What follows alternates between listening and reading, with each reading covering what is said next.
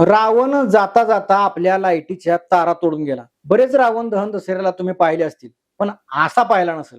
रावण जाळून त्याचे गाडीवरती जशी काय मिरवणूक काढतात, तशी गावभर फिरवताना उंची त्या पुतळ्याची उंची जास्त असल्यानं त्याला विजेच्या तारा आडव्या आल्या आणि त्या तुटल्या. बघा, रावण जळता जळता अजून एक आपलं नुकसानच करून गेला. आता हे रावणानं केलं की रावणाला घेऊन मिरवणाऱ्या त्या रथाच्या सारथीनं केलं, हे मात्र तुम्ही ठरवा. परंपरेचा, सणांचा उद्देश कमी, पण खेळ मात्र काही लोकांनी याचा मांडलेला. अजून एक नवीन प्रथा आहे, ती तुम्हाला दाखवतो. या व्हिडिओमध्ये रावणाला पेटवण्यासाठी प्रयत्न होतो आणि ते वाचवण्यासाठी आणि त्याला रावणाला वाचवण्यासाठी रावणाच्या बाजूने काही लोक उभारतात आणि रावणाच्या पुतळ्याचं संरक्षण करतात. मग ती रावणाची सैनिक आहेत का की रावण, हे मात्र समजणं कठीण झाले.